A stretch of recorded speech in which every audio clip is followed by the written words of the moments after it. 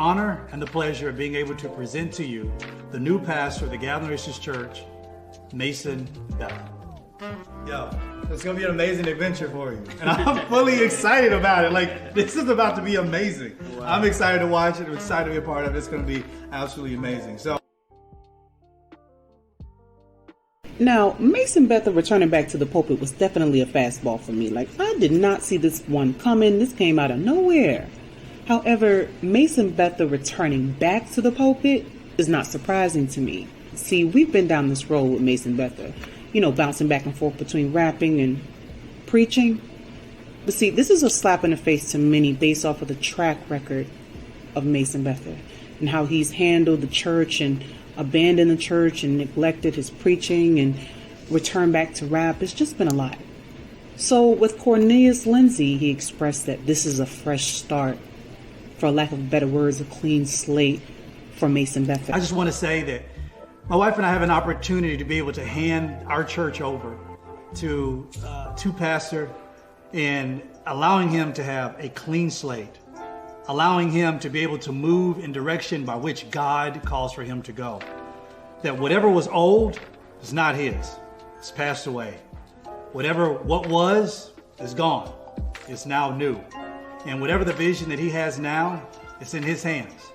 And now he begins with a clean slate, with a new vision, nothing from the past, nothing of old. Every plan I had, everything that I had, all those things have been buried. However, my question is what are your intentions? This is not a matter of welcome back. This is a matter of why are you back? What made you leave and what made you want to come back? What made me leave rap was that I felt like, I wasn't fulfilled. It's almost like you ever was dating a guy and he have everything working for him, but you just feel like you're playing yourself. You feel like you're worth more. And then you just wake up and just say, enough is enough. Mm-hmm. And you don't want to be known as the girl that just does everything he say. And then when you're doing these things, you kind of feel like, this is not me. And you go to tell him this is not you. And he like, yeah, whatever. That's how I felt like with rap. I felt like I had so much more to offer. I knew I wasn't just a high school dropout that just so happened to be rapping. And, I got tired of being one-dimensional. And I decided that I'm ready now to live out the totality of why I was put on this earth. Okay. And what made me come back to rap is as I stepped away from music and I built myself on the inside, a lot of things I didn't like about me. I was selfish, greedy, all the things that normally a young black man is. And then I felt like I've controlled those things. I was able to overcome those things. Now, I will tell you guys, a couple weeks ago when the Lindseys stepped down, I believe that was the best choice for them. They say it's the church. I believe it's otherwise. With so many allegations and issues going on, and especially with them being under investigation, I'm just like, pass your position on to someone else. Maybe someone else needs to leave the church while you get yourselves together. And then out of nowhere, Mase and Bethel becomes the head pastor of the church. Now, my thing is what makes it shocking to me is that Mase and Bethel has been a pastor before, gotten his whole congregation, actually 2 congregations at one point, invested. And then the emotional reckoning would come into play when Mase would leave the church to go back to rap. Now, many of you know who Mase and Bethel is. He is a popular rapper from the late 90s, early 2000s. He set the tone for your favorite rapper's favorite rapper of today.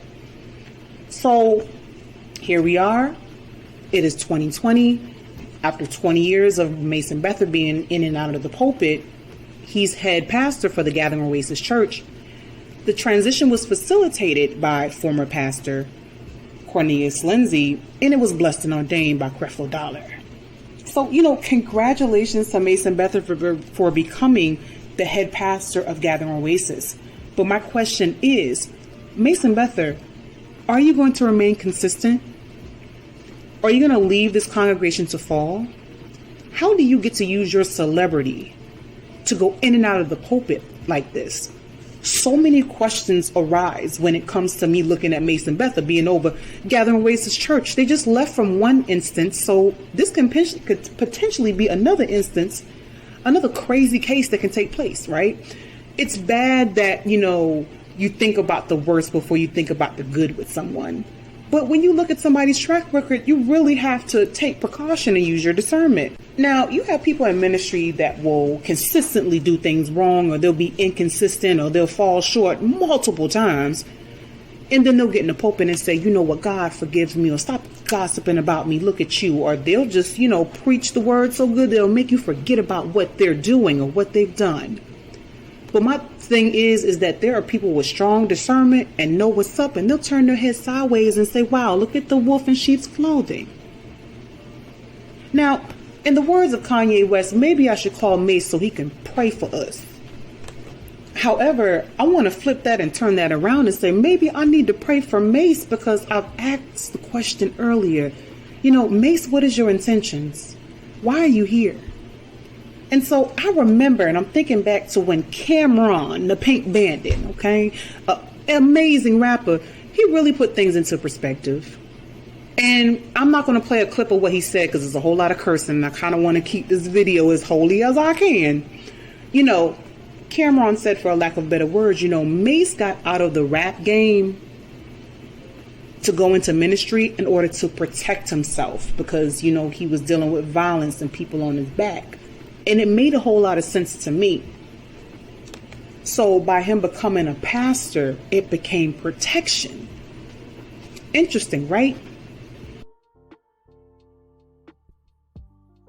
I got my man Mase on the phone. What's up, baby? I'm chilling, Flex. I feel mad good. I gotta let a fax today from Magic Johnson Music. It says Mase is retiring from the rap game. Gotta do what make me happy. A lot of people gonna say I'm crazy, I'm leaving money behind and a lot of things. But it's just, how I feel in my heart. Once God puts something in your heart, God talks to everybody different. So you saying you don't want to make any more albums? I don't want to make no records. I don't want to rap on no records, and I don't want to run no record companies. I don't think people want that, Mase. You might be outvoted. What you gonna do? If I'm outvoted, then I'm just outvoted. You know what I'm saying? Like, I feel as though, like the late, great Tupac and people like Biggie, they got the same messages. They just didn't act on it. Mm-hmm. So when you look at it in that realm, it's like, whoa. I appreciate you calling, Big Daddy. You mind? I appreciate you making a call. My thing is why would Mason Bether become a pastor in order to protect him against the very things that he got himself into? When you're involved in the streets and you're doing some bad things, this is something that you have to take accountability for. You have to get yourself out of. But Mason Bether probably saw it as, if I'm a pastor and they try to get me, it'll go down that you shot a pastor. They shot a pastor. So Mason Bether could have been in the pulpit for all the wrong reasons. I don't know. There are some people that are saying that Mason Bether is back in the pulpit as a money grab. This is nothing new with people using the church as a hustle. The church is a source of income for many people. People pay their church tithes and give donations, and there's some people that count the money and do the tallying and take that money and put it right in their pocket like God is not watching. So Mase, throughout the years has spoke about money troubles in terms of, did he not paying him, so forth and so on. So with everything that's going on, could you guys imagine that Mase would go back in the pulpit to do this? I wouldn't doubt it. See, the issue here is that Mason Bether is a celebrity guru, and he doesn't know how to balance both titles. He came into the church as a celebrity, in opposed to other, people in ministry that start out as gurus and then they earn their celebrity status. See, Mason Bether, he has the power, the fame, the fortune, and people are fascinated by him, especially with him going to Gathering Oasis and being the head pastor. All eyes are on him. This is going to draw in more people, more money. And then you have the guru aspect, of which Mason Bether has been inconsistent with. We don't know if he's going to stay. We don't know what his intentions are. He said at first, when he first left the rap game to go be a pastor, that he was adhering to a calling from God. But my thing is that it also came to a point some years later when he regretted leaving the rap game to go be a pastor. So there is no stability here. I'm lost. To the the altar, I remember the bishop or the apostle, whoever was there, he said, you'll never do what you're doing now for the devil again. You'll never sing for the devil again. This was his actual words. And it was amazing to me because this was such an older man. There was no way that he could have known who I was. So I began taking my jewelry off and bracelets and rings and laying them at the altar. And I began to lift my hands because I wanted to know who I was without all of those things. That's right. And then at that point, he laid hands on me. And I remember falling out.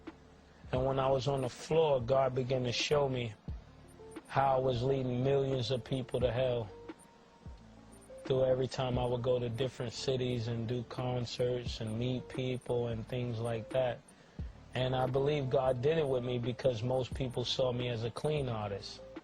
Okay. And God was saying, even though that was clean, it wasn't. It was more so the spirit. You know, with Mase and Bether's inability to maintain and balance being a celebrity guru, I believe he's going to lessen or eliminate either one of the statuses. Like, one of them has to cave in. Like, for instance, like if he was really called to the pulpit to be a pastor, he's going to have to set aside his celebrity status.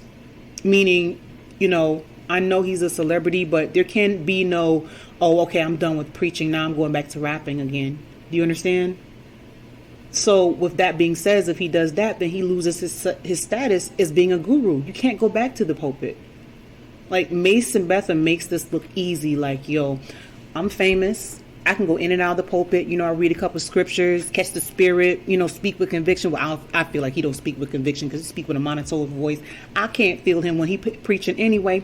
But my thing is like, when you're in ministry, this is something that God calls you to do. You have to walk the straight path as much as you can. You have higher standards. MCs. How do you deal with the criticism that people say you can't be a rapper and listen and rap about these things, and then in the same hand be a man of God speaking and preaching to the choir? How do you deal with that criticism? I don't. I believe everybody have the right to their own opinion. I believe when you're a trailblazer, you take the lashes for everybody else to be able to do something freely. You know, when you see things before it happens, that's when the future belongs to you. When you can see it and you can go towards it and you can obtain it.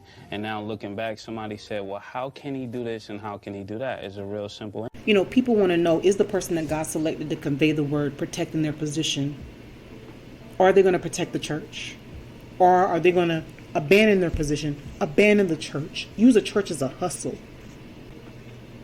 With Mase and Bether going back into the pulpit, this is definitely a test. If Mase and Bether was really called to preach the word of God, he wouldn't go back to rap. But if he does, he can't go back into the pulpit anymore. I'm sorry. Now, I'm going to let y'all know right now, I am ratchet and righteous. You know, I do listen to secular music, and I believe in God, and I listen to gospel too. Let's not sit here and act like all of us are perfect and we do no wrong. I will tell you, as I've grown up, cursing has really burned my ears. Like, I cannot stand to hear the heavy cursing like I used to when I was younger, and that's growth. But when it comes to Mase and Bether, you can't sit here and say, well, I never should have became a pastor, and now you're back in the pulpit. And again, I ask the question, Mase and Bether, what is your intentions here? So, Mase and Bether, are you going to prove that leaving while you were hot means you didn't screw up? Or are you going to fall short and lose your status as a guru? All right, guys, leave your thoughts.